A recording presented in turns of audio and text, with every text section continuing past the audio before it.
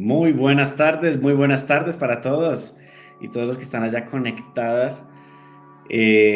Iniciamos una segunda fecha de este evento que le hemos llamado Envejecimiento Activo, ya en su segunda edición, porque el año pasado hicimos nuestra primera edición de Envejecimiento Activo, que recuerden que tiene el propósito básicamente de promover un nuevo estilo de vida, una nueva forma de ver la vejez a través justamente de una perspectiva mucho más optimista y con todas las herramientas que vienen a compartir las personas que hemos invitado a este proceso. Recuerden que este evento ha sido apoyado y liderado por SeniorBox. Si quieren saber más sobre SeniorBox, pueden entrar a seniorbox.co desde su celular o computador. En este momento se están conectando más y más personas. Les damos la bienvenida a todos los que están por aquí con nosotros hoy. Bienvenidos, bienvenidos. Tenemos dos temas muy interesantes y dos invitados también muy interesantes. El día de ayer recuerden que estuvimos con la doctora María Rocío y hablábamos un poco de cuáles eran esas señales o esos signos de alarma para poder detectar el deterioro cognitivo. Ella nos daba algunas herramientas y sí, hay muchas cosas que podemos aprender para poder hacer tal vez ¿cómo le podríamos decir? Como tener una conciencia o tener un conocimiento que nos permita saber cuándo es el momento de llevar a nuestro ser querido, a ese familiar, para hacer un proceso diagnóstico. Concluíamos que tenemos que aprender, tenemos que saber, y entre saber y no saber, mejor saber, por supuesto, y ese saber significa buscar personas y profesionales especializados para poder hacer ese diagnóstico temprano y lograr así tomar las mejores decisiones de forma anticipada. Y también hablamos de cómo brindar calidad de vida en persona mayor y su cuidador, y hablábamos de varias herramientas y varias dimensiones. También hablábamos de cuál es ese imaginario de la vejez saludable.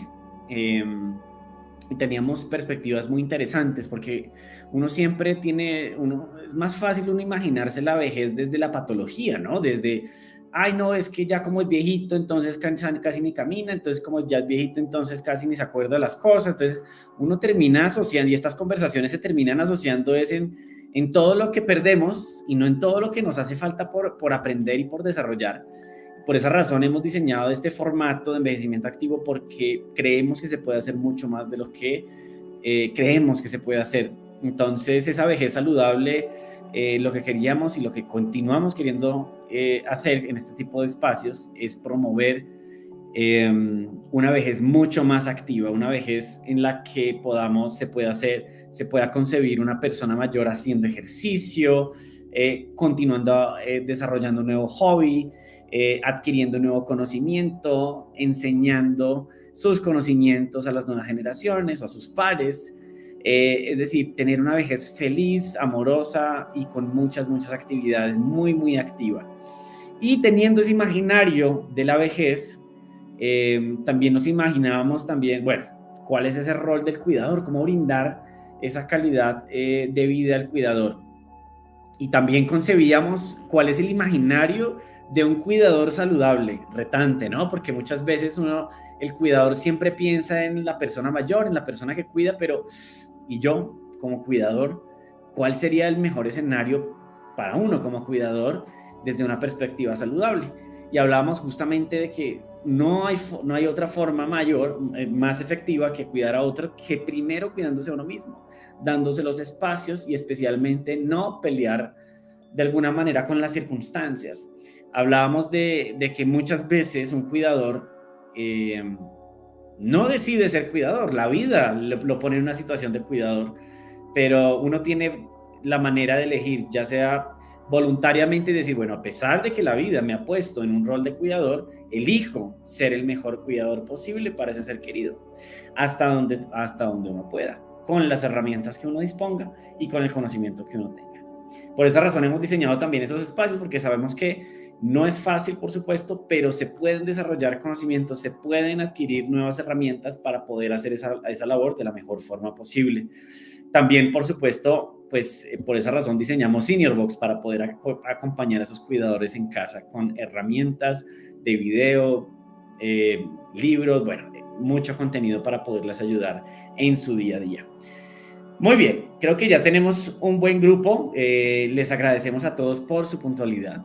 Vamos a estar muy pendientes de sus comentarios, como siempre. Vamos a estar leyéndolos aquí en simultáneo y vamos a ver cuáles son las preguntas que se van presentando. En primer lugar, quiero presentarles a nuestra primera invitada, que es la psicóloga Paula Quimbay. Ella es psicóloga especialista en psicología clínica y autoeficiencia personal. También ella es actualmente directora de atención integral en Pura Vida Senior Living y cuenta con un amplio conocimiento en personas mayores con trastornos neurocognitivos y de comportamiento, así también y el acompañamiento de sus familias y la asesoría de los mismos. Ella también pertenece al Comité de Bioética, también fundado por el doctor Juan Cuadros, quien es nuestro segundo invitado, y que también era parte de esta conversación. Él es médico, director de Pura Vida Senior Living SAS, especialista en personas con alternaciones cognitivas y de comportamiento, especialista también y magíster en bioética, fundador del primer comité de bioética en atención geriátrica, familias e instituciones enfocado en Alzheimer. Muy bien.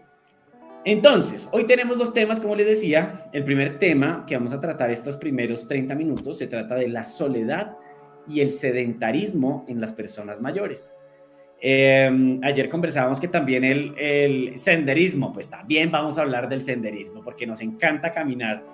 Y en la segunda etapa vamos a hablar de los tips para cuidar a una persona mayor. Entonces vamos a tener estos dos contenidos, por favor, y para hacer de esto lo más espectacular y enriquecedor para todos, por favor escríbanos. Cada vez que vayamos hablando acá, si se les ocurre una idea, una recomendación, escríbanos. Y también, pues por supuesto, si ustedes consideran que hay alguien que les puede generar valor compartiéndoles este contenido, compartan este link para las personas que ustedes consideren que pueden enriquecerse con este contenido. Acá están también nuestros datos de contacto para que ustedes puedan entrar, para poder preguntarnos y consultar lo que ustedes deseen. Muy bien, entonces vamos a iniciar. Bienvenida, Paula. ¿Cómo estás? Hola, Diego, muchas gracias. ¿Cómo estás tú? Excelente, muy emocionado con este segundo día de envejecimiento activo. Ya estamos en el sándwich, ¿no? Ayer comenzamos, hoy estamos en la mitad y mañana finalizamos con broche de oro, pero hoy tenemos dos temas espectaculares, así que estoy muy emocionado de poder facilitar estos espacios y que por supuesto tener personas como tú que puedan estar acá compartiendo todas estas experiencias para todas estas personas que nos están viendo. Así que súper chévere. Y el doctor Juan Cuadros, por acá está, que nos va a estar también facilitando este contenido. ¿Cómo estás? Hola, cordial saludo para todos. Hola Diego, hola Paula. Espero que todos estén muy bien y muchas gracias por acompañarnos en la tarde de hoy. Excelente. Una tarde lluviosita además en la sabana bogotana, para quienes estén por estos lados, pero acá nos hacemos compañía y nos hacemos esta tardecita un poquito más amena. Muy bien, entonces vamos a iniciar con el primer tema, la soledad y el sedentarismo en las personas mayores. Ahora les doy la palabra, cuéntenos de qué se trata este tema.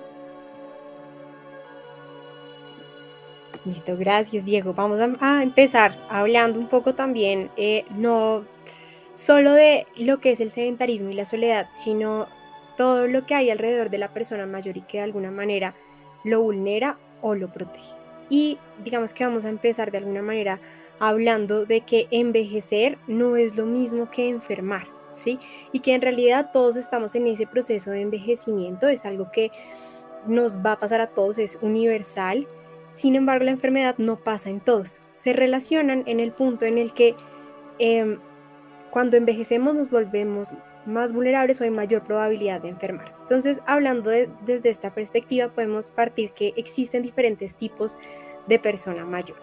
Y queremos enfocar aquí que el tener diferentes hábitos y el ver que existen diferentes personas mayores nos dé una mirada mucho más positiva y nos dé una mirada desde la salud sobre lo que es la persona mayor. Gracias, Paula. Julián, ¿puedes poner la diapositiva, por favor? Para poder ilustrar a nuestros oyentes un poco mejor este tema de los tipos de persona mayor. La siguiente, por favor.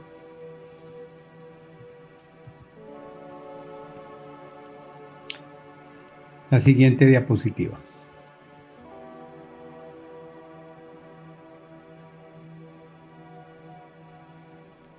La siguiente. Muy bien, aquí estamos.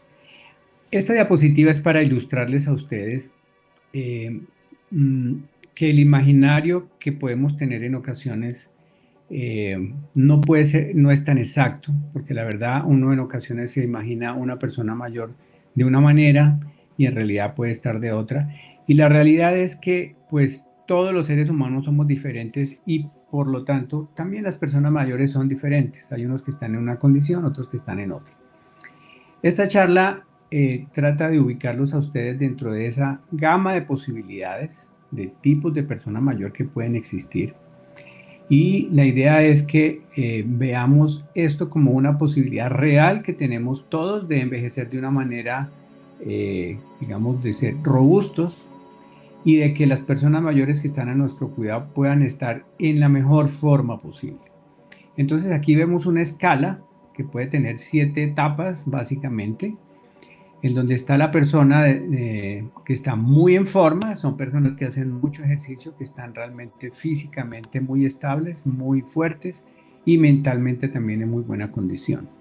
Y progresivamente en las diferentes etapas se va perdiendo ciertas habilidades físicas, ciertas capacidades cognitivas, cierto desempeño en las actividades de la vida diaria, hasta que podamos llegar a una etapa más avanzada en donde incluso pueda haber un paciente terminal. Aquí de resaltar lo siguiente, no vamos a entrar en detalle, pero la presentación ahí está muy clara de cada una de las características. La situación es que nosotros podemos lograr estar muy en forma o podemos estar un poco en mala condición física y todo depende de lo que nosotros hagamos. Y lo otro que es muy importante resaltar es que en caso de que una persona esté físicamente muy estable y muy en forma, si llegara a presentar algún nivel de deterioro cognitivo, es decir, algún tipo o nivel de demencia, el nivel leve, moderado o avanzado, inmediatamente lo va a pasar a una etapa 5 o 6 en esta tabla de evolución. Hay muchas clasificaciones, pero esta es para que ustedes tengan una guía. Entonces, saber que una cosa es la fortaleza física que se tenga y la salud en general, y otra cosa también puede ser cuando ya aparece algún deterioro cognitivo. Entonces, esto es como para colocarnos en un mapa general y de ahí en adelante poder avanzar en nuestra conversación. Adelante, Paula. Listo. Juli, podemos poner la siguiente diapositiva. Entonces, digamos que vamos a entrar de a poquito en el tema y es el tipo de persona mayor que seremos, de alguna manera se va construyendo desde estas rutinas y lo enlazamos un poco con lo que conversábamos ayer también desde esos hábitos. Y podemos darnos cuenta que a medida que vemos diferentes tipos de persona mayor, podemos ver los diferentes hábitos que cada una de ellas lleva. Entonces podemos ver una persona robusta que posiblemente dentro de sus hábitos está la actividad física, el alimentarse bien, seguro hay una regularidad en su sueño, todos estos factores que conversábamos en el espacio de ayer.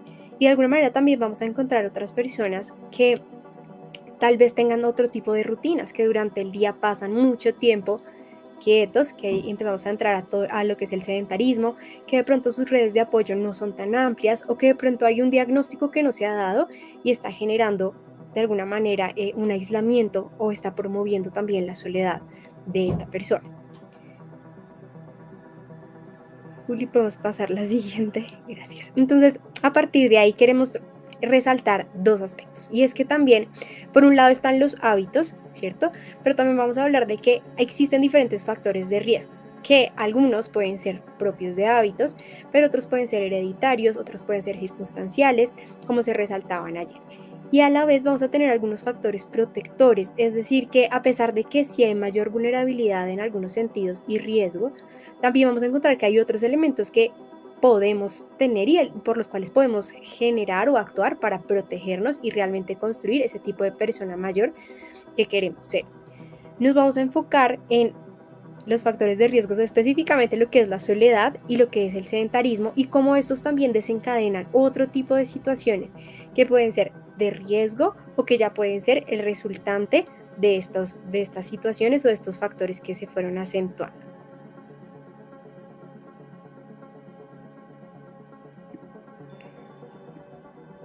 Te comparto para que entonces iniciemos y vamos a entrar un poquito del sedentarismo, y es cómo impacta a una persona mayor el sedentarismo y también cómo de pronto la observamos en el día a día, porque podemos tener diferentes ideas de lo que es el sedentarismo. Pues sí, efectivamente, el sedentarismo es algo que afecta mucho a todas las personas, pero muy especialmente a las personas mayores. Entonces se trata de que tomemos conciencia de la importancia de la actividad física en las personas mayores muy especialmente. Lo que sucede es que una persona mayor que pueda estar sedentaria inclusive un solo día, hay estudios que muestran que puede perder hasta el 3% de la masa muscular en un solo día. Entonces la invitación es a que tomemos conciencia de eso y que establezcamos unas verdaderas rutinas para realizar ejercicio físico, ojalá guiado, porque pues uno en ocasiones puede ser autosuficiente en eso o tener alguna guía general, pero en general es mejor tener una guía bien adecuada. ¿Qué sucede en el sedentarismo? En el momento que una persona comienza a tener pérdida de la masa muscular derivada del sedentarismo, pues como decía la doctora Paula, hay una cadena de hechos que aparecen y que van a desencadenar en aspectos negativos o en efectos adversos. Entonces, ¿qué sucede? La persona pierde capacidad o comienza a presentar trastorno de marcha y equilibrio. Un trastorno de marcha y equilibrio puede conllevar a un riesgo de caída. Un riesgo de caída puede significar una caída con una fractura, y allí se deteriora mucho más la condición de la persona, porque puede entrar en necesidad de cirugía, de rehabilitación y otras condiciones. Además que una caída puede tener una fractura con consecuencias más graves que algo que se pueda corregir quirúrgicamente, siendo esto muy grave de todas maneras.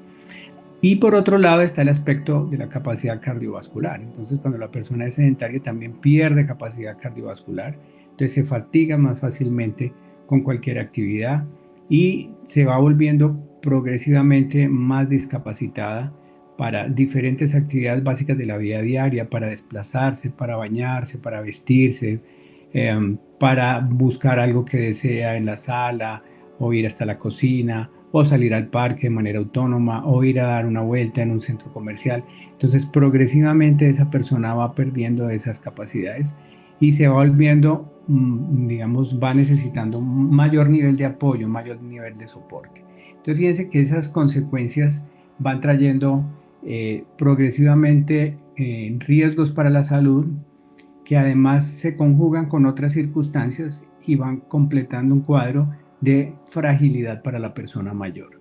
Entonces, recuerden que el sedentarismo también lleva a mayor osteoporosis, porque algo en lo que tenemos claridad en este momento es que si la persona hace ejercicio, la calcificación de los huesos va a estar mejor que si una persona está sedentaria. Y asimismo existen otros riesgos. Entonces, si la persona ya quedara postrada, por ejemplo, en una cama o en una silla de ruedas, pues entonces hay riesgo, por ejemplo, de que aparezcan escaras o úlceras por presión. Hay riesgo de que aparezcan enfermedades venosas, flebitis, tromboflebitis, y por allí el riesgo de un tromboembolismo pulmonar. Entonces, son una serie de complicaciones que comienzan a afectar a la persona mayor y, por supuesto, a su entorno familiar. De la misma manera, haciendo actividades, pues se van a contrarrestar este tipo de cosas. No sé, allí, Paula, ¿tú qué quieras complementar al respecto? No, adicionaría un poquito el cómo muchas veces promovemos el sedentarismo y no nos damos cuenta, ¿sí? Entonces, es también en esa medida de sobreproteger, y ya la persona mayor, de pronto tenemos ese ideal de que ya no puede hacer. Entonces, deja, yo te traigo, no te agaches, yo lo hago. Si vamos a algún espacio, entonces que no sea un recorrido tan largo. Entonces, digamos que muchas veces también la sobreprotección alrededor de las ideas que tenemos de la persona mayor pueden llevar o promover el sedentarismo. O por otro lado, normalizar actividades diarias como el pasar mucho tiempo viendo televisión, el promover de pronto muchas siestas durante el día. Entonces, a veces desde el cariño y desde lo que queremos para la persona mayor no nos damos cuenta y estamos llevando a la persona a un estado de sedentarismo. Y hablemos ya cuando hay un deterioro cognitivo, muchas veces puede ser mayor la dificultad. Y por ahí teníamos una pregunta de que la persona a veces es terca. Entonces, vamos a hacer tal actividad y no, yo no quiero. Entonces nos quedamos desde esa línea de, bueno, él no quiere, entonces vamos a dejar que se quede ahí. En realidad, cuando estamos en este tipo de situaciones, un reto para ser creativos, un reto para también tener habilidades y lograr promover de alguna manera que la persona empiece a llevar alguna actividad dentro de su día. Aquí, digamos, resalto también que cuando hablamos de tener una vida activa o de ser activo y de pronto alejarnos un poquito de este factor de riesgo, es que no necesariamente es el ejercicio puntual, es válido y mucho mejor si se puede hacer ejercicio, pero aquí la idea es poder promover dentro de las rutinas diarias una actividad física, ¿sí? Entonces hay que llevar un plato de un lado a otro, hay que levantarse o sentarse de una silla, hay que hacer alguna actividad que implique movilidad física. La idea es poder promover también estas actividades que de alguna manera nos distancien de ese punto de llegar a un sedentarismo que afecte significativamente la salud y, como tú decías, que se vuelva como una cadena, ¿no? Que al final afecta muchos aspectos a nivel físico, pero ¿por qué no? También empiezan a tener un impacto a nivel como mental y emocional. Sí, yo diría que en ese sentido es importante, digamos, dejar claridad que una cosa son ciertas actividades básicas de la vida diaria o incluso rutinarias en la casa, que hay que mantener, que son importantes, que además brindan la oportunidad de socializar con sus familiares, pero también hay que tener otro tipo de actividades, es decir, que no se vuelvan solamente las actividades como propias del hogar, sino que se realicen otro tipo de actividades. Y en esto es donde tenemos que hacer el énfasis, que son esas actividades, digamos, no farmacológicas de estimulación física, de estimulación cognitiva y también de actividades lúdicas y de socialización propiamente dicho. Entonces es como una invitación como a tener en la mente la importancia de realizar estos dos tipos de actividades, ¿verdad?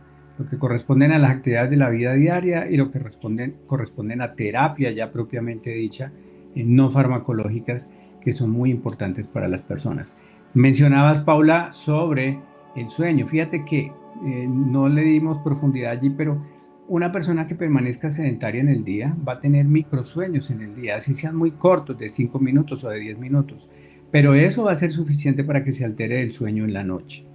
Y cuando se altera el sueño en la noche, no solamente va a causar la dificultad obviamente de descansar y de poder recuperar la energía y las fuerzas, sino que también existen algunos elementos fisiológicos que son muy importantes que se cumplen durante el sueño, dentro de lo que está propiamente lo que es esos procesos metabólicos para desintoxicar y limpiar el cerebro para que se reorganice de alguna manera, que se hacen en la noche. Y si la persona no descansa, no duerme adecuadamente, no lo va a poder realizar. Entonces una persona que no duerme bien también se va a poner más irritable, más irascible, va a estar menos, digamos, inclinada a participar en actividades en el día porque de alguna manera está más cansada de lo normal con el hecho de no haber dormido y pues no va a querer participar en las cosas así sean muy agradables o muy interesantes. Así que una cosa va llevando a la otra como ustedes se den cuenta. Y si eso se permanece como una rutina y se establece como un hábito normal, pues vamos a tener consecuencias muy negativas respecto a eso, ¿no? La siguiente diapositiva. Bueno, y aquí hablando específicamente de este tema, recibimos una pregunta de una de las personas asistentes que dice: ¿puede recuperar la capacidad de realizar sus actividades básicas diarias una persona con demencia que optaron dejar por largos tiempos en cama y en silla de ruedas? Entonces, bueno, para dar respuesta a esta pregunta que recibimos, voy a comentar de una parte y lo va a complementar también el doctor Juan. Va a depender mucho de los factores personales, ¿cierto? De la persona a la que nos están haciendo la referencia. Y también de pronto las consecuencias que tuvo este tiempo que estuvo en cama, ¿sí? Como realmente el alcance que pudo haber llegado a tener a nivel físico y a nivel cognitivo para la persona. Sin embargo, tal vez hablamos de actividades básicas diarias desde un rango muy grande, ¿sí? Si es una persona que tiene una demencia, estamos hablando de alguien que tiene un deterioro cognitivo, y dependiendo de el nivel de deterioro que tenga esta persona, pues vamos a hablar de la capacidad que pueda o no de llegar a realizar sus actividades básicas diarias. Normalmente, cuando se dan estos diagnósticos, progresivamente van requiriendo de mayor asistencia, ¿sí? Si lo vemos ya desde una perspectiva a nivel motor, mediante la estimulación y la actividad física se pueden recuperar algunos aspectos de movilidad. Lo que digo, van a depender mucho ya del trasfondo del caso y de la persona, pero la estimulación física puede llegar a mejorar o a tener un impacto en las capacidades motoras de la persona. Dale. Sí, efectivamente. Digamos, ahí hay que tener en cuenta es que si una persona ya tiene un deterioro cognitivo, es decir, tiene una demencia y ha perdido la capacidad de realizar sus actividades básicas de la vida diaria, que para referencia de todos se refiere principalmente al baño, al vestido y a la alimentación de manera autónoma, perdón, de la deambulación también. Si esa persona ya tiene una demencia, o sea, un trastorno neurocognitivo mayor y ha perdido estas habilidades, pues muy probablemente y lamentablemente, digamos, el solo hacerle ejercicio físico no va a lograr que ella recupere esa capacidad de realizarlas. Porque fíjense que, por ejemplo, para bañarse una persona no solamente necesita tener fuerza muscular para pararse bien con estabilidad y poderse bañar con seguridad, sino que además cognitivamente la persona tiene que saber cuál es el orden del aseo, aplicarse el jabón, el champú, luego quitárselo, en fin. O sea, todo este esquema depende, digamos, de esos factores físicos, pero cognitivos también. Entonces, digamos que físicamente la persona sí es cierto que podría recuperar un poco su fuerza, tono, equilibrio, coordinación, flexibilidad de los músculos y poder recuperar la marcha, incluso pararse mejor, no necesitar tanto apoyo para ponerse de pie, pero ya cognitivamente la capacidad de realizar esas actividades ya va a depender de la etapa de evolución en que esté ese deterioro cognitivo y saber si ya está y ya inició un deterioro cognitivo, está en una etapa leve, moderada o severa, pues va a ir perdiendo progresivamente esa capacidad de hacer las cosas. Entonces, eso sería lo que referente a esta pregunta. La siguiente, Julián, por favor.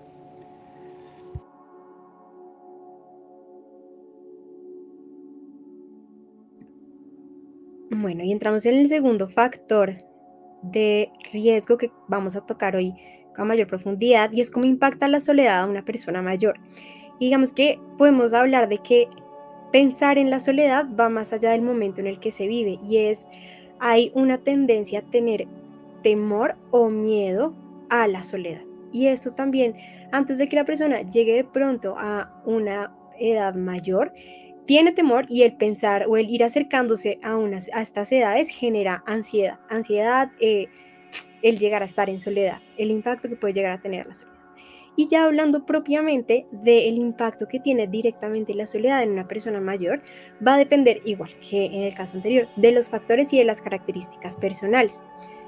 Es un poco en el sentido de que cuando la persona está, digamos, en soledad, es mucho más difícil promover diferentes procesos cognitivos que se dan dentro de los espacios sociales, ¿sí? Puede que sea una persona que tenga menor actividad diaria, precisamente la soledad se va generando a partir de esos pocos espacios de participación también desde esa vida diaria. Hay otro factor aquí, es todo el tema de la red de apoyo, y se une mucho a lo que conversábamos también ayer, y es como la red de apoyo es un factor protector. Cuando no se cuenta con esta red de apoyo y hay mayor tendencia a la soledad, se pueden llegar a presentar situaciones de riesgo que pueden como agravarse en el tiempo, y que al no haber una red de apoyo y estar la persona como en esta soledad, no se identifiquen a tiempo y no se generen acciones de una manera oportuna. Por otro lado, el impacto que puede haber a nivel emocional también, de lo que entendemos y de cómo se vive también la soledad, puede generar también o desencadenar algunos estados emocionales de tristeza o de ansiedad intensa que puede en algún punto llegar a ser difícil también el manejo o que no se identifiquen de una manera oportuna. Sí, en efecto, aquí, digamos, en resumen, me parece importante recordar, que ya lo hemos dicho en diferentes espacios, que la soledad en términos generales o la falta de socialización es un factor que favorece de alguna manera el deterioro cognitivo, el deterioro mental. Entonces, hoy en día los estudios muestran y recomiendan muy fuertemente que esos lazos de amistad, esas interacciones sociales se mantengan y se promuevan, porque esto es un factor de protección mental especialmente, pero en últimas físico también. Así que en realidad la soledad en la persona mayor es algo con lo que hay que trabajar y hay muchos mecanismos para hacerlo. Realmente las familias normalmente hacen muchos esfuerzos por acompañar a su ser querido. Sin embargo, uno tiene que también tener en cuenta que las personas también tienen trabajo, tienen sus familias y eso genera, digamos, unas ciertas dificultades. Además, hay que recordar que también la socialización, la persona mayor la debe hacer también con sus pares y lo debe hacer fuera de la familia. Entonces, es una invitación a que miremos este tema de la soledad con mucha seriedad, a que sepamos que es un factor de protección para deterioro cognitivo y que hay diferentes herramientas y espacios para que las personas mayores socialicen y que ese espacio, además de socializar, les permite también estimularse física y mentalmente.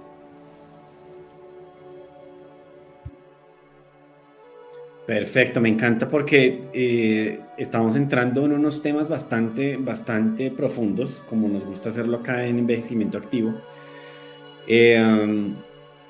Cuando ustedes hablaban del sedentarismo, me imaginaba y visualizaba esta analogía que un físico muy famoso hizo en algún momento y es básicamente esta analogía de la bicicleta, ¿no? Cuando tú pedaleas y te montas en bici, tú pedaleas y ahí andas. Ahora, ¿qué pasa cuando uno se monta en la bici y deja de pedalear? Eso no se cae, a menos que tengas ayudita o tengas las rueditas de los lados. Pensaba en esta analogía cuando ustedes hacían referencia al sedentarismo porque finalmente de eso se trata, ¿no? En el momento en que nos dejamos de mover, en el momento en que dejamos de ser activos, en el momento en que dejamos de hacer cosas en nuestra cotidianidad, nos caemos de la bicicleta. ¿Y cuál es la bicicleta al final? Pues la bicicleta pues termina siendo pues nuestras capacidades físicas, mentales y etcétera, etcétera, ¿no? Todas estas dimensiones que ustedes ya nos mostraron. Y además esto se suma a la soledad.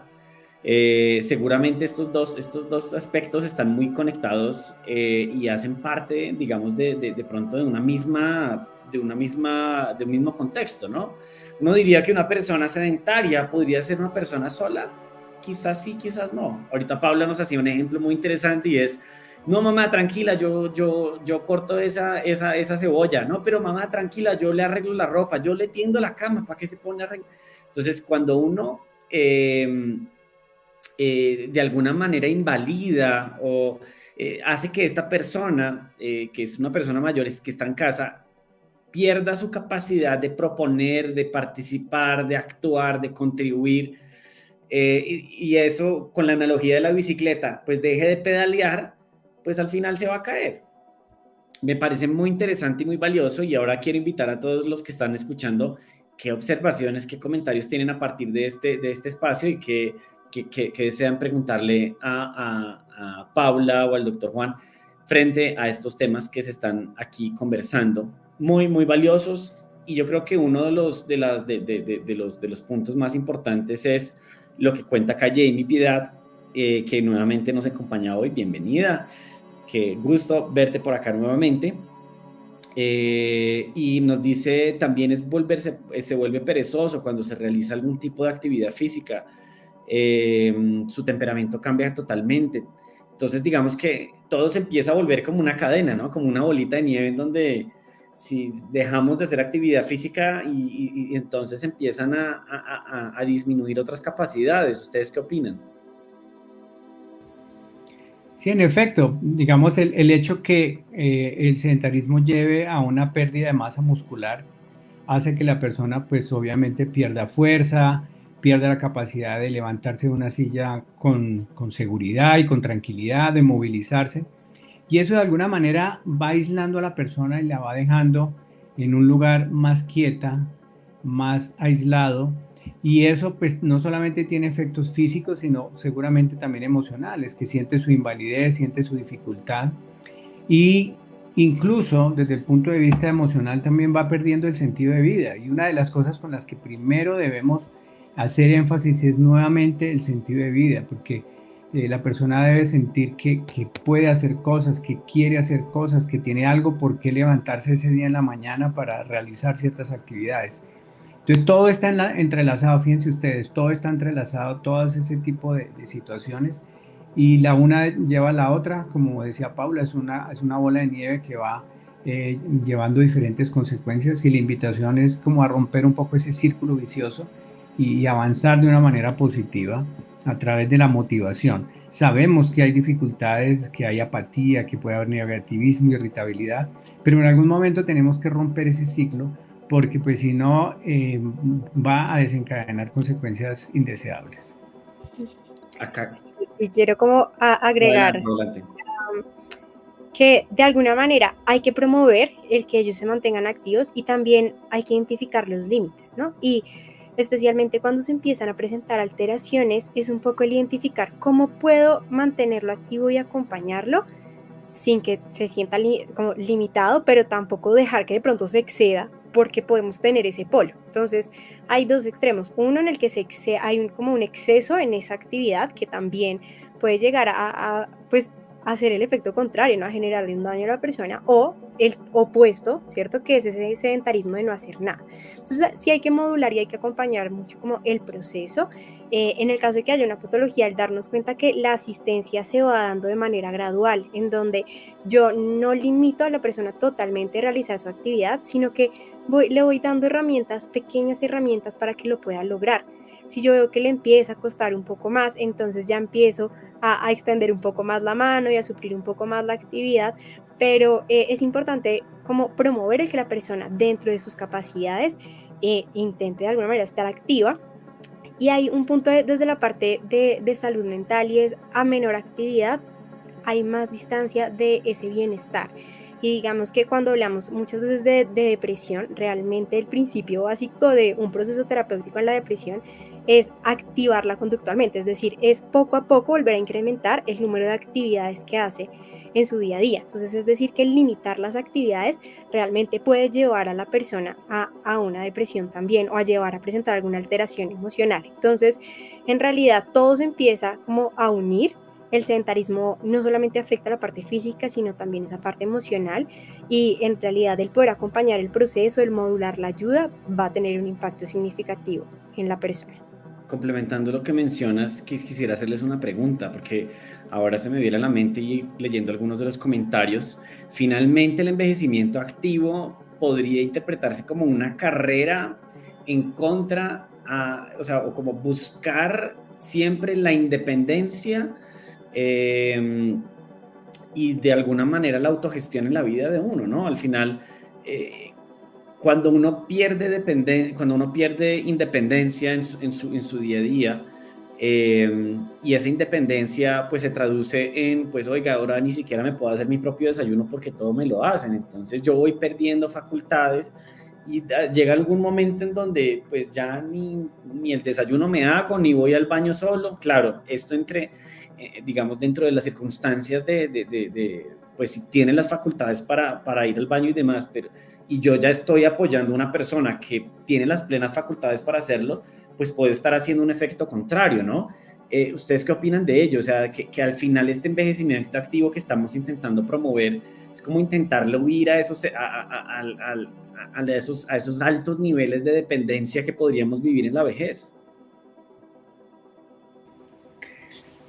Sí, pues digamos, yo diría que uno debe promover por un envejecimiento saludable y, por supuesto activo.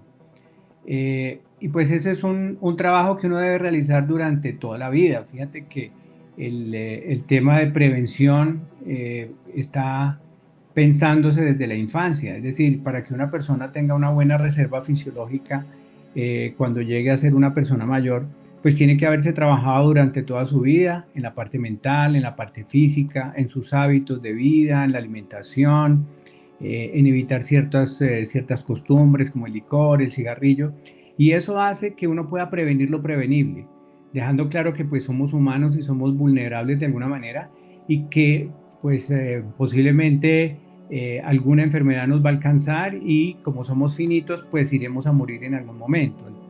Pero la idea es que podamos vivir saludables la mayor parte del tiempo y ese es uno de los planteamientos que hoy en día incluso se hace la Organización Mundial de la Salud en cuanto a que efectivamente sí se ha aumentado la expectativa de vida de los seres humanos, es decir, envejecemos más, pero también los años de dependencia se han convertido en algo importante, es decir, las personas envejecen o envejecemos, pero pueden pasar unos años importantes en un estado de dependencia física o incluso cognitiva.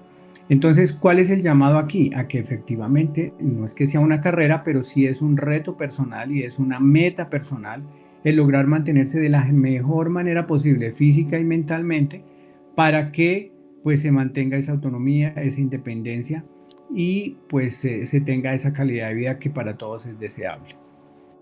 Antes de que respondas, Pau, te voy a hacer una pregunta, o sea, la misma pregunta, pero complementada a esta que menciona Clara Fonseca, que me parece muy interesante. Dice, bueno, cuando se ha dejado a esta persona mayor de lado en su propia toma de decisiones respecto a su propia vida, que digamos se cree que con la vivienda y comida se le otorga calidad de vida, digamos que hasta qué punto eso se le hace daño a la persona.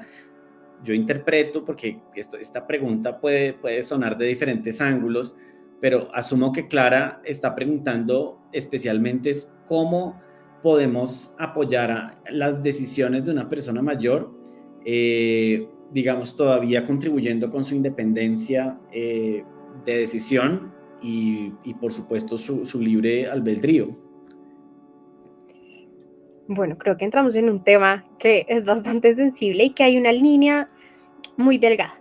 ¿En qué sentido? En el sentido de que si es una persona que de pronto ya está presentando algún tipo de alteración cognitiva, puede que ya le cueste trabajo identificar las consecuencias a largo plazo de sus acciones. Y por ende, de alguna manera, de pronto el permitir que, uno de los ejemplos que dábamos ahorita, pase todo el día viendo televisión y duerma durante el día por muchos días de manera prolongada, pues en realidad, aunque la persona no lo visibilice, de pronto su entorno sí se está dando cuenta del impacto y de la consecuencia que puede haber a largo plazo, ¿sí? Entonces, en realidad es un tema sensible ¿en cuanto a qué? En cuanto a que si hay un diagnóstico, la persona puede que no tenga la capacidad para este tipo de decisiones y pone a la familia en una situación que no es fácil, que no es cómoda, ¿sí? Y en esa posición de no sé en qué momento estoy saltándome de alguna manera o estoy respetando a ese ser querido que estoy cuidando, ¿sí? Entonces aquí la invitación es un poco a ver esas consecuencias a largo plazo, ¿sí? A veces el temor de esa consecuencia inmediata nos lleva a generar acciones que nos aleja de realmente lo que queremos construir. Ahora, la invitación, y acá va a ir muy legado también a muchos aspectos que buscamos promover, y es hacer un documento de voluntades anticipadas. Aquí seguro el doc va a profundizar mucho más, pero es un poco así como es importante prevenir, trabajar en lo que queremos ser, también es importante construir hacia adelante y de alguna manera tener una visión de si yo llego a la vejez, cómo quiero ser cuidado, ¿sí? Si yo estoy en esta situación particular, cómo me gustaría que me trataran o quién quisiera que tomara de pronto mis decisiones si yo en algún momento no puedo llegar a hacerlo. Entonces digamos que es un tema que tiene mucha profundidad, que tal vez responderlo a la ligera en este espacio no nos da el alcance, pero digamos que hay que pensar mucho también en el sentido de ese bienestar a largo plazo, en el pensar de qué tanto el acolitar por decirlo de alguna manera, que una persona no haga nada durante el día por muchos días, porque mira que aquí aparecen varios factores y es, una cosa es que lo haga un día, ¿sí? Otra cosa es que se haga por muchos días, entonces ya es un tema que sea de manera prolongada y que entonces va a empezar a generar unas consecuencias significativas en la salud de la persona. Entonces, digamos que esto tiene como mucha profundidad, pero de pronto mi aporte sería en ese sentido y sé que el doc tiene mucho más por complementar. Ya lo sabías, Paula. En efecto, yo quisiera simplemente agregar algo, Paula lo explicó muy bien. La idea es que uno se puede parar, digamos, en dos extremos. Uno, en un extremo que es el edadismo, o sea, esa sensación de que por el solo hecho de ser una persona mayor, entonces ya es una persona enferma y discapacitada y eso es un error, ¿verdad? Pero tampoco podemos pararnos en el otro extremo en donde automáticamente pensemos que todas las personas mayores son totalmente autónomas y que son capaces de tomar todas las decisiones. Entonces yo llamaría simplemente a que no nos paremos en ninguno de los dos extremos, sino que realmente evaluemos cada situación y cada caso como es. ¿Por qué razón? Porque justamente Paula planteaba allí unos ejemplos que son bien dicientes y nuestra oyente también, porque lo que pasa es que uno tiene que identificar verdaderamente si la persona está cognitivamente bien y si está en capacidad de tomar esas decisiones que está tomando, ¿verdad? Porque pues es muy frecuente que las familias se confundan en el tema de la autonomía. Entonces que piense uno, bueno, pero mi mamá, mi papá está autónomo, debe tomar esa decisión. Yo me siento mal, me siento una mala persona, un mal hijo, una mala hija, por el hecho de impedirle que mi papá se quede todo el día acostado y exigirle que se levante a hacer ejercicio, ¿verdad? Entonces, digamos, ni un extremo ni en el otro. La idea es que nosotros, como familiares, somos responsables también de las personas mayores, incluso legalmente somos responsables porque, por su bienestar. Así que una de las cosas que no podemos caer es en la negligencia respecto al cuidado de él o permitirles a ellos ser autonegligentes, ¿verdad? Consigo mismo.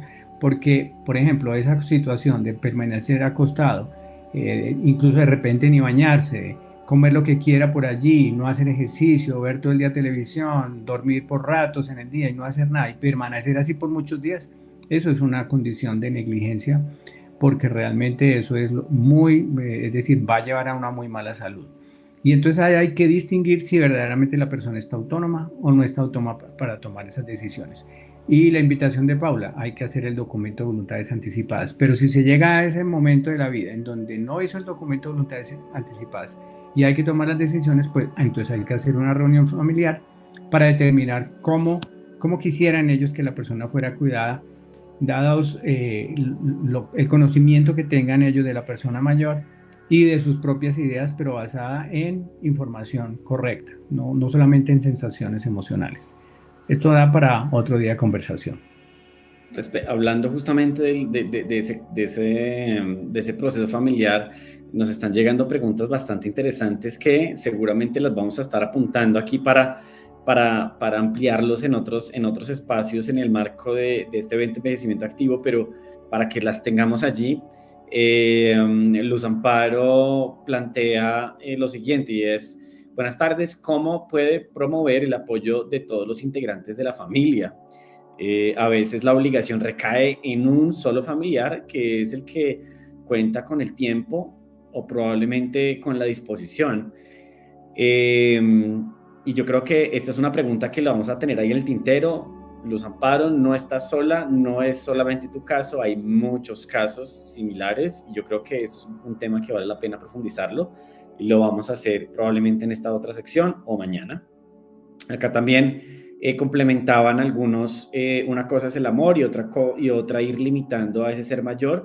Por supuesto, cuando nosotros, y justamente Jamie acaba de resumir bastante bien este aspecto del sedentarismo y esa contribución que uno hace como cuidadores, cómo nosotros podemos ayudar a esa persona, pero sin incapacitarla, no hacerla sentir inútil. O sea, si puede moverse, si puede ayudar a lavar los platos, no es que uno la ponga a esa persona de empleada del servicio, no, es una persona que tiene la capacidad, pues venga, ayudamos juntos en la casa y ayudemos, y si uno se siente útil, si uno se siente capaz, si uno se siente que contribuye, todo en la justa proporción, no llevado al extremo, pues seguramente de alguna manera vamos a promover una cotidianidad un poquito más activa. Y Miguel, por último, acá nos menciona excelentes aportes, gracias. ¿Cómo lograr el justo medio si cada ser es tan diferente por su temperamento, nivel académico, aspecto social, cuadro clínico? Es algo que hay que desarrollar en el día a día y para el cuidador familiar es un proceso bastante arduo y también de efusivas alegrías. Totalmente compartimos ese sentimiento, Miguel, y seguramente acá no hay fórmulas mágicas, no hay fórmulas universales, y tú lo has dicho muy bien. Sin duda alguna, este es un proceso que se tiene que revisar caso a caso, pero cuando nosotros empezamos a encontrar ejemplos y posiciones de diferentes personas, seguramente vamos a poder encontrar ejemplos e inspiración para lograrlo aplicar. Quiero contarles que nos hace falta una segunda cápsula de esta sesión del día de hoy. Seguramente nos vamos a mover un poquito más de la hora inicialmente planteada, que era las 6. Vamos seguramente a terminar más o menos 6:15, 6:20. Vamos a irnos 3 minutitos con unos mensajitos que les queremos dejar y regresamos en 3 minutitos para seguir con la segunda cápsula. No se despeguen del compu, ya regresamos en 3 minuticos exactamente. Culturalmente nos enseñan como que la persona mayor es como el abuelito y la persona que siempre está con bastón o que requiere algún tipo de asistencia porque tiene pasos lentos o arrastra los pies, o esta persona que ya digamos tener conversaciones sobre ciertos temas es complicado. Entonces en realidad socialmente nos vendieron a la persona mayor como uno en ese rol de abuelo, y que hay personas que no son abuelos ni abuelas y hacemos referencia a ellos como el abuelito, cuando no es un abuelo, es una persona mayor y no está desenvolviéndose, por ejemplo, en ese tipo de rol, o nos muestran ese envejecimiento como desde la vulnerabilidad o desde la fragilidad. Entonces el mostrar y el ver que hay diferentes tipos de persona mayor y que sí es posible llegar a una vejez en donde uno esté bien o se encuentre en forma, digamos que muestra y da un poco más de optimismo frente a que es una etapa o un ciclo de la vida que también es valioso vivir.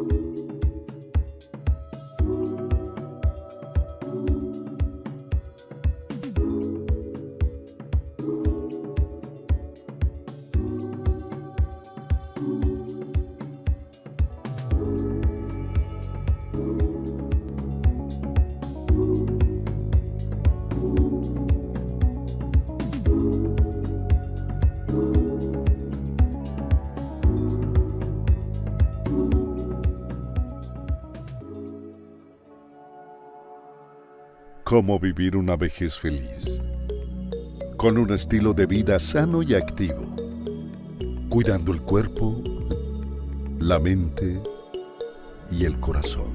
Sin importar sus limitaciones, vamos a crear juntos este propósito, todos los días.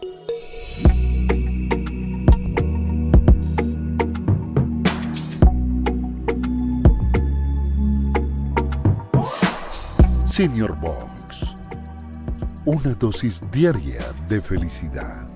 Suscríbete y permanece activo con Senior Box.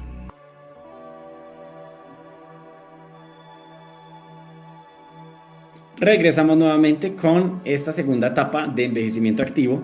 Recuerden que estamos en la segunda sesión de este año. Estuvimos ayer, estamos hoy y vamos a estar mañana con diferentes contenidos, y ahorita en la tarde ya tuvimos un primer acercamiento sobre el sedentarismo, y también se habló un poco de la soledad en el adulto mayor, y digamos vimos un poco algunas herramientas de qué tener en cuenta en estos casos y qué señales y qué aspectos hay que tener en cuenta. Ahora vamos a ir un poquito más allá y vamos a ver los tips para cuidar a una persona mayor. Creo que ahorita, como decía Miguel en el chat, y muchos de ustedes decían, venga, ¿cómo hacemos? Porque es que al final cambia mucho el nivel académico, el tema social, el tema clínico.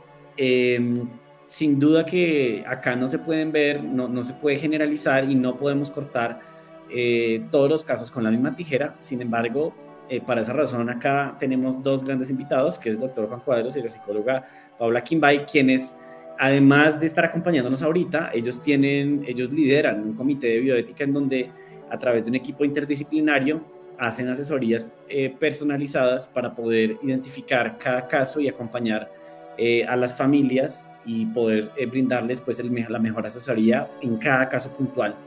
Sin embargo,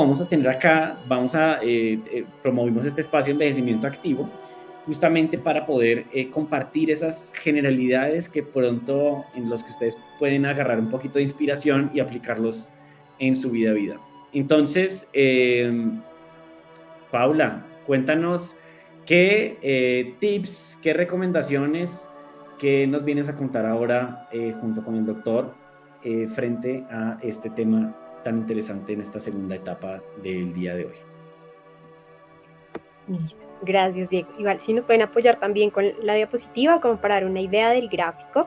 La idea es que abordamos un poquito lo que eran los factores de riesgo. Ahora vamos a empezar a hablar un poquito de esos factores protectores. Y en realidad son esos aspectos que nos pueden también ayudar de alguna manera a construir esa vejez que queremos y también ayudar de pronto a las personas que ya están en su vejez, pero que quieren llevar de alguna manera su estado de salud, su estado emocional a un estado mucho más saludable. Entonces, si quieres, siguiente diapositiva. Entonces vamos a abordar de alguna manera como estas recomendaciones o estos factores protectores desde un modelo biopsicosocial. Esto quiere decir que vamos a abordar a la persona desde sus diferentes áreas de ajuste, desde toda esta parte biológica y física, la parte psicológica y la parte social, ¿sí? Que finalmente son tres ejes que promueven y de alguna manera nos van a ayudar a darle bienestar a la persona y que mal que bien se articulan unos con otros. Entonces, tal vez hoy no contemos con el espacio para dar en detalle cada uno de los puntos, pero queremos poder compartirles igual lo que podemos tener en este alcance. Si no, van a encontrar muchísima más información en los podcasts de Senior Talks sobre este tema. Entonces, vamos a empezar desde el área de salud y aquí en este punto quisiera que el doctor Juan nos pueda contar un poquito más acerca de esos aspectos que es importante promover en el envejecimiento o en la vejez. Así es, Paula. Pues la idea y muy a lo concreto, para poder nosotros cuidar a una persona en casa, tenemos que tener en cuenta diferentes aspectos como lo mencionaba Paula. Uno de esos aspectos, pues, sin duda es la parte física, ¿verdad? La parte de controles médicos. Entonces, la recomendación es ser muy juiciosos en la asistencia a los controles médicos, a las citas médicas, a los exámenes de laboratorio periódicos y además de eso, administrar los medicamentos de una manera correcta, ordenada y adecuada. Para este tema de la administración de los medicamentos hay algunas fallas que nosotros podemos observar y que es recomendable tener en cuenta. Primero hay que llevar escritos los medicamentos y con una zona donde podamos colocarle una firma o donde dejemos documentado que efectivamente se tomó el medicamento, que sea claro el nombre del medicamento, la dosis, el horario en que se debe tomar y de tal manera que la persona responsable pueda tener claridad y no lo deje a la memoria cómo administrar y cuáles medicamentos administrar y en qué horario. En algunas ocasiones las personas mayores son autónomas en ese sentido y se toman los medicamentos solo.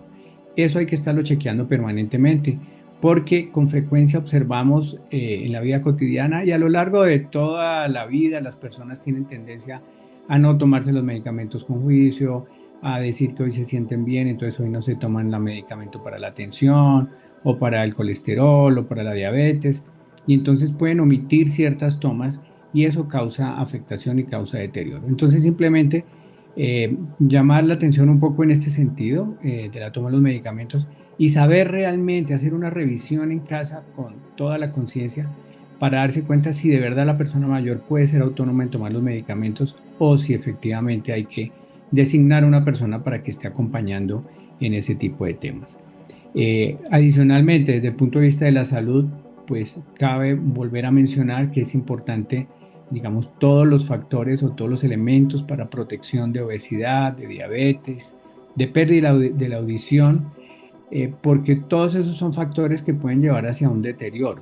y que son factores que absolutamente son prevenibles, son controlables, simplemente que hay que tener un poquito de orden y por supuesto hay que ser flexible. La persona mayor tiene que acostumbrarse a ser flexible, a aceptar, y la familia tiene que llevarlo de una manera amorosa a que cumpla, a que acepte esas condiciones, ¿verdad?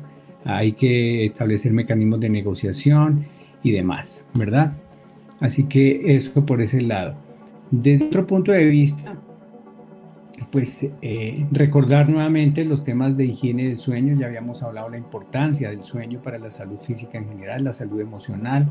Una persona que duerme bien está más dispuesta, está más activa en el día siguiente, y el descanso permite que el cuerpo haga actividades fisiológicas de desintoxicación y de mantenimiento de su parte cognitiva en general y de todo el cuerpo para estar dispuesto para el otro día. Nuevamente, recordar la importancia de tener contacto con la naturaleza, las áreas verdes, la exposición al sol de una manera controlada y adecuada, porque el sol también es importante, no en exceso, porque si no podemos tener riesgo de un cáncer de piel, pero sí hay que saber que se debe exponer al sol a la persona, estar al aire libre, al aire libre. Y nuevamente los temas de alimentación, recuerden la alimentación para que sea saludable, que evite dificultades en la salud, de diabetes, de obesidad, de dislipidemia, ¿cierto? Realizar el ejercicio físico, entonces todos debemos promover el ejercicio físico para todas las personas y los cuidadores y personas que están a cargo de personas mayores, pues hay que negociar, hay que motivar de todas las formas posibles a esa persona mayor a que haga ejercicio físico, además de estimulación cognitiva. De otra parte, y aunque puedan ser hábitos difíciles de eliminar, como pueden ser el cigarrillo y el consumo de licor, tenemos que trabajar para ello. Tenemos que trabajar desde edades muy tempranas, pero cuando ya se llega a ser persona mayor y permanece en este tipo de inclinaciones, pues es muy importante saber que tenemos que evitarlos, tenemos que controlarlos de la mejor manera, negociándolos de manera amorosa, pero muy firme. Continúa, Paula, por favor. Listo, entonces vinculando un poco lo que estaba mencionando el doctor Juanes, volvemos al mismo punto de que todo va siendo una cadena y es de alguna manera como los buenos hábitos que van desde esa actividad que estamos mencionando en el día, esa actividad mental, física, en el día nos va a ayudar también a tener una mejor higiene del sueño. Al dormir mejor, pues vamos a tener un mejor día y así sucesivamente. Entonces, de alguna manera, todo se va entrelazando. Y cuando yo escuchaba al doctor hablar, me doy cuenta que son muchos aspectos que a veces yo no sé qué es sano y qué no, ¿sí? Porque a veces decimos, quiero alimentarme bien y buscamos dietas en internet o buscamos en internet como, ¿qué debe comer mi mamá o mi papá o mi abuelita? Y de pronto muchas veces nos dejamos guiar por pautas que son erróneas. Entonces empezamos a darnos cuenta que el cuidado también de una persona mayor implica de un equipo interdisciplinar que nos dé pautas realmente como personalizadas, que nos indiquen realmente qué es lo que se necesita para construir de alguna manera ese cuidado físico y también esa consolidación de hábitos de una manera saludable. Entrando en lo que es la salud mental, vamos a hablar de, aunque es algo que vamos viviendo en el día a día, es un factor en el cual también podemos trabajar y nos podemos fortalecer. El construir y el aprender a gestionar nuestros estados de ánimo o todo eso que llamamos inteligencia emocional.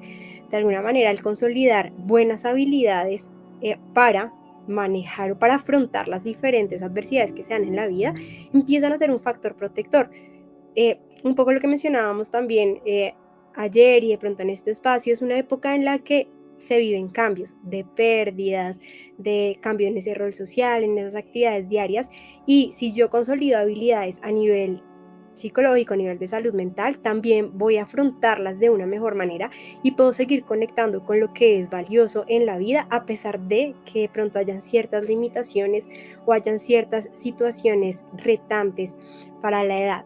En términos de salud mental también viene relacionado con esto de los controles médicos, y es tener la claridad de un diagnóstico, ¿sí? Y es que se empiezan a notar lo que mencionamos ayer, esas fallas en memoria. Es que nos estamos dando cuenta que realmente hay una ansiedad o una tristeza muy intensa. Aquí es válido acompañarse profesionalmente y tener un diagnóstico claro, que nos permita tener herramientas de tratamiento. Si estamos hablando de un deterioro, poder actuar oportunamente, y si estamos hablando de un trastorno a nivel emocional, también contar con las herramientas para acompañar a la persona, o que la persona también forme esas herramientas. Entonces, en términos de salud mental, vamos a resaltar como estos puntos desde la parte de factores protectores y la importancia de continuar promoviendo esas actividades que son de gusto, ¿sí? De esas actividades que nos gustan, en realidad tratar de hacerlas por la mayor cantidad de tiempo posible. Así nos cueste, así no queden igual de pronto que antes, pero leía a una escritora en el New York Times que decía que el éxito de su vejez era el hacer lo que a ella le gustaba por la mayor cantidad de tiempo posible. Entonces, digamos que en términos de salud mental, esta sería la invitación. Ya para lo que es esta parte del cuidado espiritual y de trascendencia, quisiera regresarle la palabra al doctor Juan para que nos cuente un poquito más de cómo cuidar o cómo tener factores protectores desde esta área.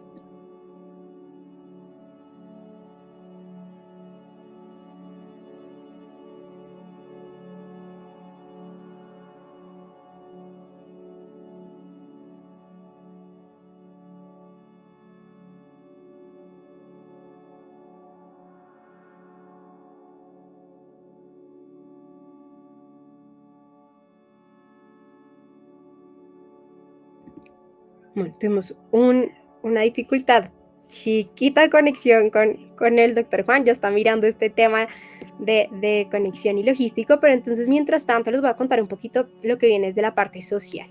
Y si se dan cuenta, aquí empieza a vincularse con ese punto de la soledad. Y acá como el mantener interacciones sociales, el tener una red de apoyo, empieza a volverse un factor protector, ¿sí? Aquí, digamos, que queremos resaltar y que nos parece importante, el construir redes sociales y redes de apoyo con personas pares, ¿sí? Es válido todo el tema de la integración intergeneracional, porque también brinda mucha vida, y lo que la persona mayor puede enseñarle a otras generaciones es muy valioso, pero también en esa interacción social va en las capacidades que tiene la persona mayor de hacer muchas actividades, y que al estar con pares puede motivarse mucho más a desarrollarlas y hacer estas. ¿Por qué? Porque también está compartiendo o está en un momento de su vida en donde pueden estar pasando por situaciones similares, entonces se pueden comprender frente a esas dificultades o frente a esas situaciones. Entonces es importante mencionar y resaltar en esto este factor. Y a nivel social quiero resaltar que por un lado está la familia y están las amistades, pero que las redes sociales y las redes de apoyo pueden ir mucho más que solamente esas personas cercanas. Está todo el tema de la red de salud, como las personas médicas, existen todo lo que vienen siendo los centros días, hay muchos programas para la persona mayor, hay viviendas asistidas, es decir, la red de apoyo se puede componer de muchísimas más personas. Ahora vamos a retomar el tema con el doctor Juan. Bueno, espero que ahora sí me estén escuchando allí. Bueno, muchas gracias. Estaba diciendo que es muy importante entender que de todas maneras, así el cuidado se haga en casa, es muy importante tener en cuenta que sí se necesita una red interdisciplinaria de profesionales para poder orientar, acompañar y dar la mejor asistencia posible. Los esfuerzos que se hacen en casa son muy valiosos, muy importantes y necesarios, pero también es necesario tener una red que acompañe allí, ¿verdad? Eso es como una reflexión allí que les dejo muy importante. De otra parte, también les quiero decir que en este tema tenemos que acostumbrarnos a hablar un poco de ese ser trascendente que nosotros somos. Entonces, tenemos que nosotros empezar a hablar con nuestra familia, con nuestros familiares y las personas mayores de ese pasado, de ese presente y de ese futuro. Y darnos cuenta que somos seres biológicos, somos seres finitos, y por lo tanto podemos tener ciertas dificultades en la vida, ciertos retos que nos aparecen, y tenemos la posibilidad también de enfermar y por supuesto vamos a morir. Entonces todo eso nos deja en la posibilidad de mirar la vida de una manera más trascendente y de que podamos abordar diferentes temas de una manera más tranquila y más sosegada, Para eso, nuevamente, posiblemente se van a necesitar herramientas emocionales para que podamos afrontar esos diferentes retos en la vida. Pero hay que recordar que cada uno de esos retos que vayamos superando y que vayamos afrontando en la vida va a ser un aprendizaje para toda la familia. Entonces, eso me parece a mí bien importante que podamos dejar ese legado a las siguientes generaciones de esa resiliencia, de esa capacidad de reinventarse, de resignificar cada uno de los momentos difíciles y de los retos y de pensar en la trascendencia y que no veamos la vejez como un momento difícil y un momento de vulnerabilidad, sino como le veamos como una parte de la vida y que incluso la muerte la veamos parte de la vida, porque hace parte de la vida, y que la veamos de una manera más trascendente. Todo esto va encaminado a evitar el sufrimiento, el dolor, la sensación de soledad y otro tipo de sensaciones emocionales como el miedo, que no hacen más sino que daño para el cuerpo. Entonces necesitamos de alguna manera, acompañado con herramientas psicológicas, herramientas espirituales, que podamos resignificar todos estos momentos.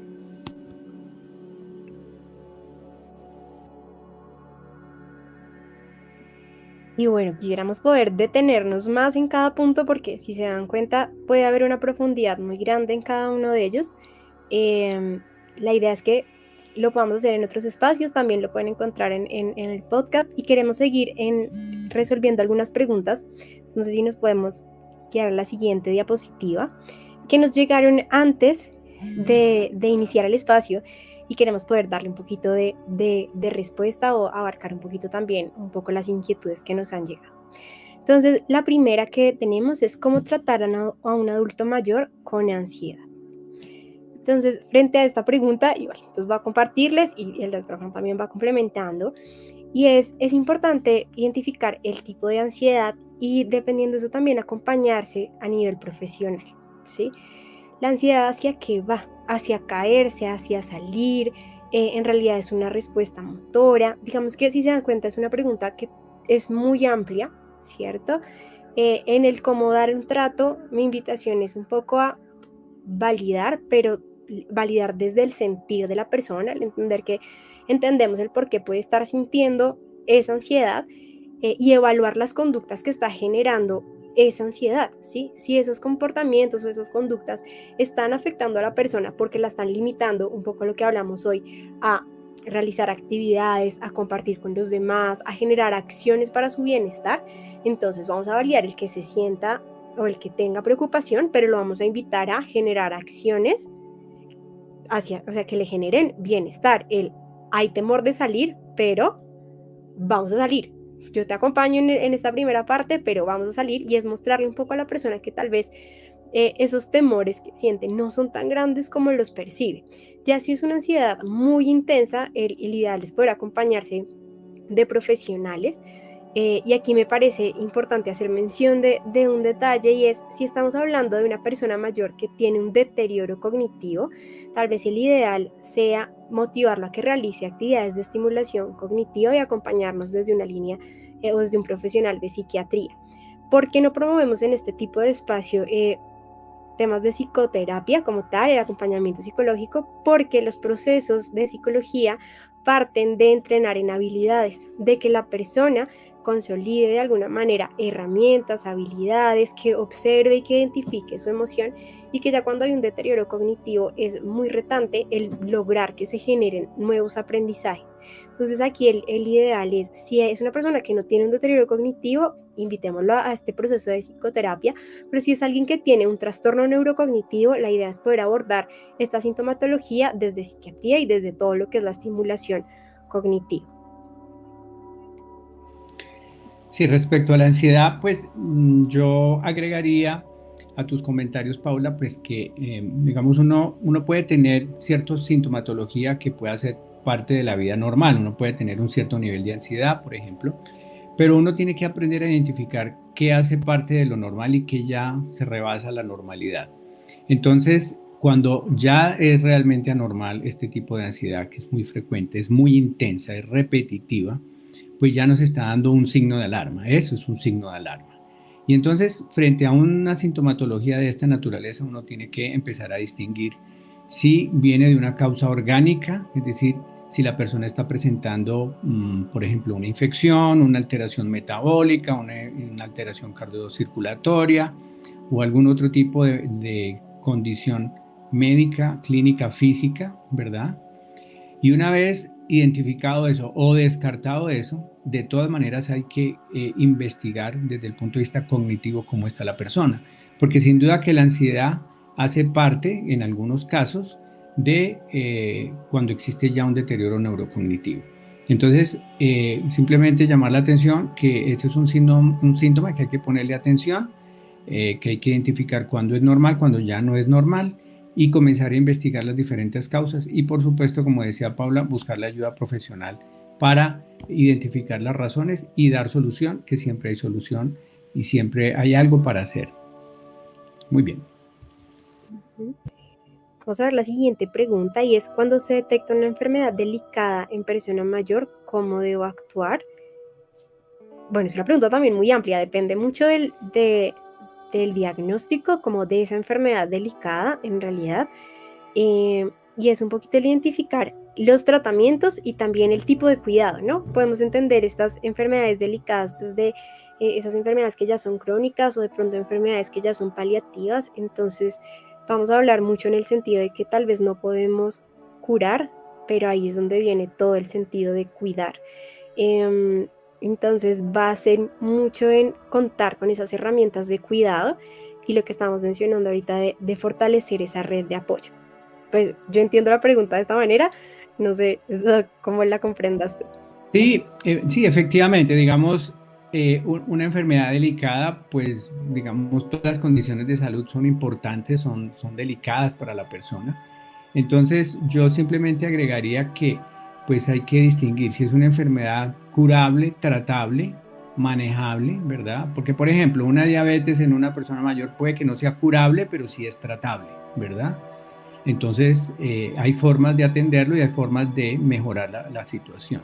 Hay otro tipo de enfermedades que de pronto ya son más crónicas, más degenerativas, como una artrosis, por ejemplo.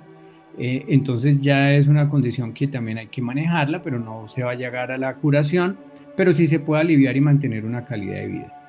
Y de otra parte ya son las enfermedades, digamos, tipo oncológicas, que pueden dar un nivel de terminalidad de la persona o acercarse más a la muerte. Y entonces, pues también saber que existen tratamientos paliativos para esas personas. Entonces, ¿qué se debe hacer? ¿Cómo actuar? Pues hay que actuar médicamente, hay que recibir apoyo emocional la familia y la persona, identificar las condiciones de la persona para saber hasta qué punto hay que hablarle, porque si la persona, por ejemplo, tiene un deterioro cognitivo, eh, esto es un tema de debate nuevamente, si la persona tiene un deterioro cognitivo, la ética dice que hay que decirle al paciente toda la verdad. Perdón. Pero uno también tiene que saber modular, saber pesar, digamos, lo que es el riesgo de decirle a la persona absolutamente toda la verdad y el beneficio de que la persona sepa. ¿Por qué el riesgo? Porque una persona con un deterioro cognitivo ya no tiene sus herramientas emocionales, sus herramientas cognitivas completas, entonces sobreponerse a una mala noticia va a ser mucho más difícil. Comprender esa mala noticia va a ser mucho más difícil. Entonces sí es necesario que se tenga en cuenta, digamos, y se tenga una asesoría.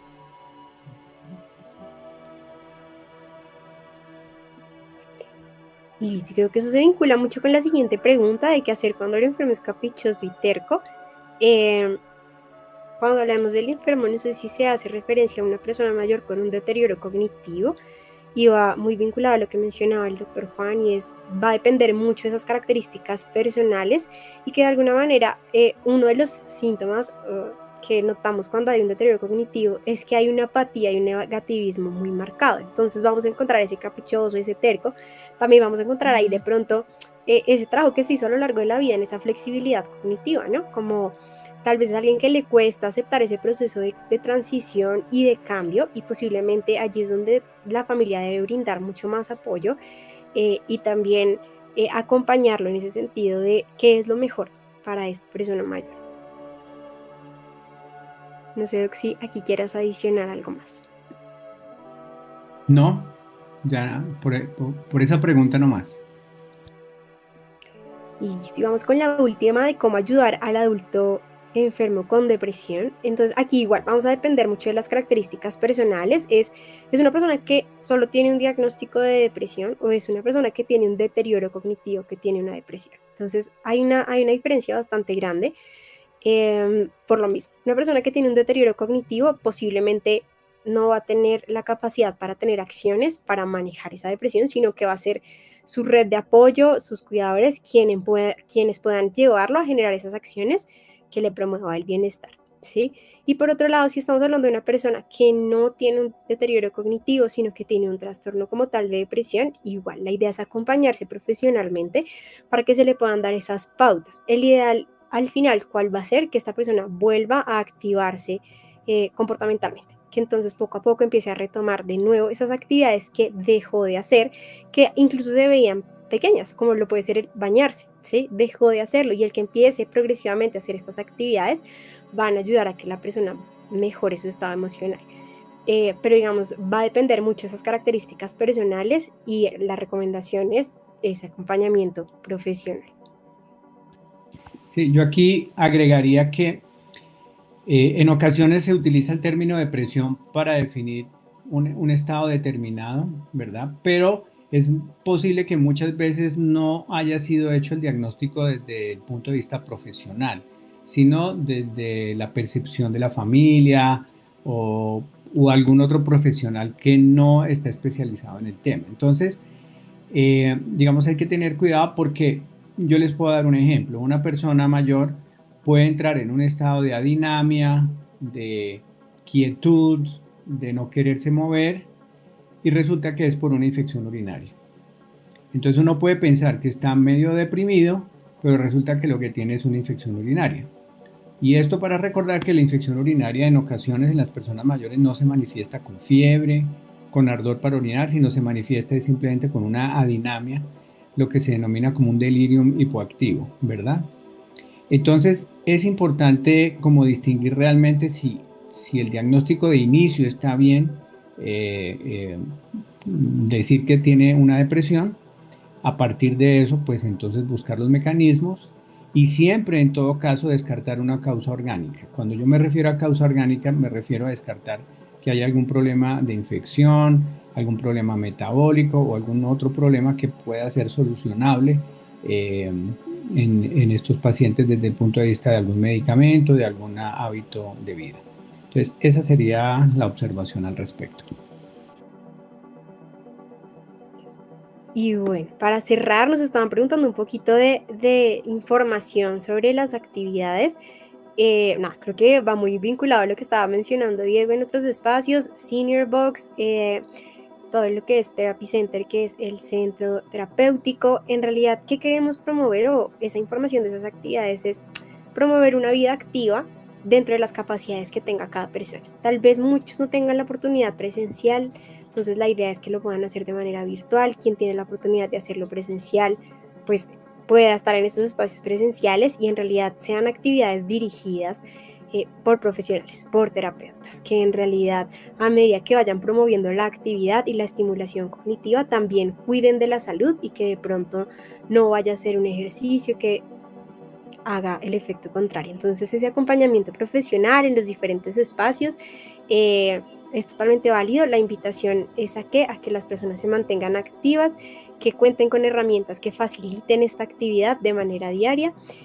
Nosotros digamos que facilitamos una red de apoyo y herramientas, y hay muchas también que vamos a encontrar desde muchos espacios. Entonces la invitación es que se den la oportunidad de conocer y de promoverle estos espacios a cada una de las personas mayores que de pronto tienen la oportunidad de tener cercanas en su vida. Creo que acá se han hablado de cosas bastante interesantes y he encontrado algunas preguntas justamente relacionadas con este proceso. Y decía, por ejemplo,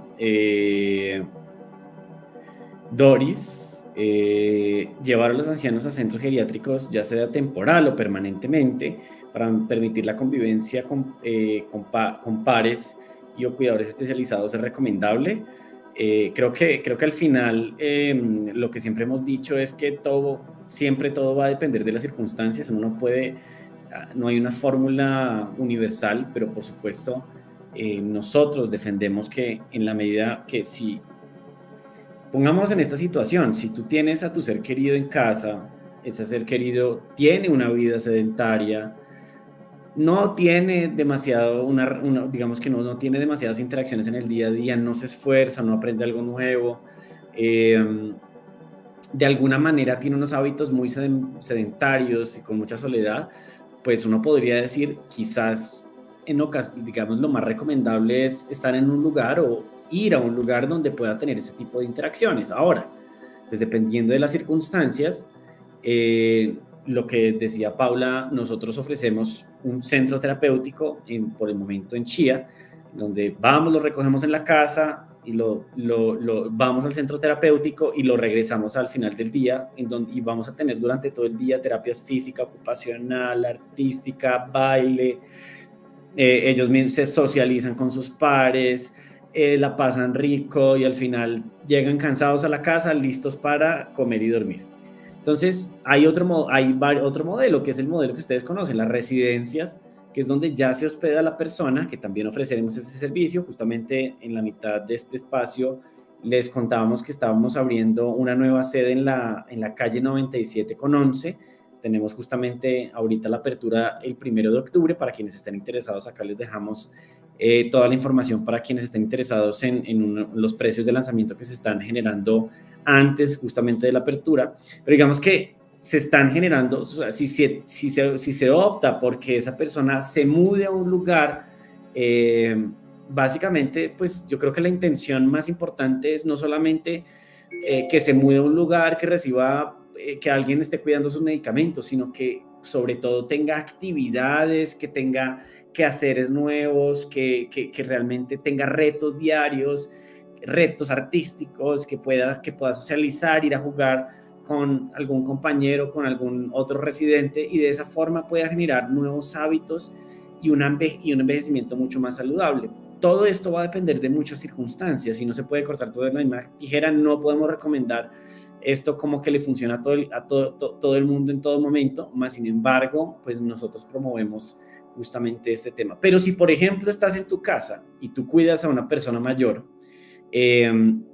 o tú eres cuidador de personas mayores y vas a sus casas, también, digamos, tú puedes recurrir a herramientas que se encuentran en internet. Yo qué sé, busca herramientas en YouTube, ejercicios físicos, cosas que tú puedes hacer lógicamente que estén dentro de un marco de seguridad, porque es muy importante saber que no todo aplica para todo el mundo. Pero también hemos desarrollado este programa, justamente el Senior Box, que es el que hemos estado, que es el que está, digamos que patrocinando todo este evento, que es en donde entregamos más de 150 videos ya allí que puedes consultar de terapia física, ocupacional, temas de alternativa, inclusive hay temas Tai Chi, por ejemplo, mejor dicho, una cantidad de cosas muy interesantes que están diseñados justamente para que tú desde tu casa como cuidador puedas promover esa actividad y esos hábitos en casa. También tenemos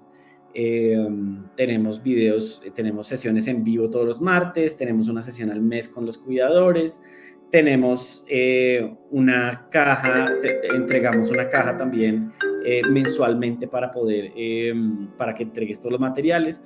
Pero digamos que no necesariamente para generar este tipo de actividades necesitas, como quien dice, tener Senior Box o estar en Pura Vida, sino que tú puedes también buscarte otras herramientas, rodearte de profesionales y buscar justamente este apoyo, así sea de servicios domiciliarios con tu EPS, para que vayan y generen estimulación en tu ser querido. Entonces, creo que hemos estado sondeando varios temas y yo creo que acá hay unos temas bastante chéveres. Acá veo varios comentarios. Marta justamente es una de las personas que tiene a uno de sus familiares con Senior Box y acá por ahí está comentando acerca del tema.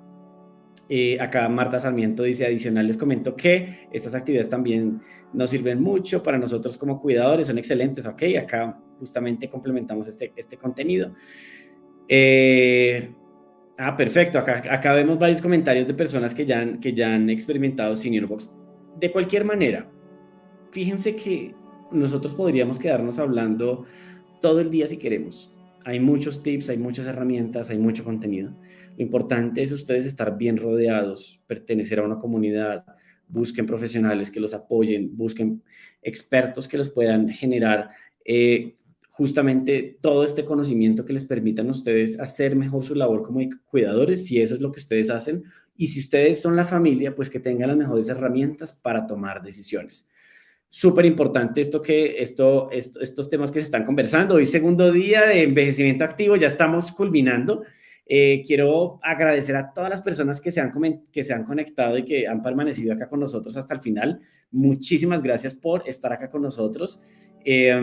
Mañana justamente tenemos nuestra última fecha y vamos a hablar de mitos y realidades sobre la vivienda para personas mayores, y acá es muy importante estas preguntas que nos están planteando, dilemas familiares buscando el bienestar de la persona mayor, y yo creo que acá vamos a poder profundizar en algunos aspectos justamente que ya se han ido tocando ahorita, como por ejemplo lo que mencionaba ahora Paula, frente a todas estas voluntades anticipadas y cómo podemos contribuir y prever que esta persona mayor pues eventualmente va a continuar envejeciendo, cómo podemos planear esa vejez de la forma y podemos anticiparnos a esa toma de decisiones.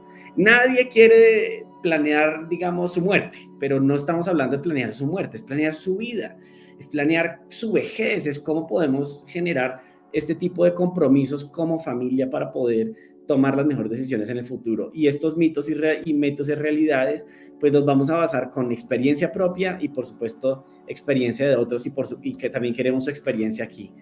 No siendo más, ha sido un verdadero placer y un honor ser anfitrión de este espacio con Paula Quimbay y el doctor Juan Cuadros para este segundo día de envejecimiento activo, en donde le hemos llamado la Semana del Cuidado de Personas Mayores. Esperamos que hayamos entregado al menos alguna semillita, hayamos generado alguna inspiración, hayamos movilizado en algo por allá en sus casas, y por supuesto que al final, que la consecuencia de lo que hayamos generado hoy contribuya a que la persona mayor a la que ustedes tanto aman o cuidan, pues tenga una vejez más saludable y activa. Muchísimas gracias nuevamente, que tengan una feliz tarde.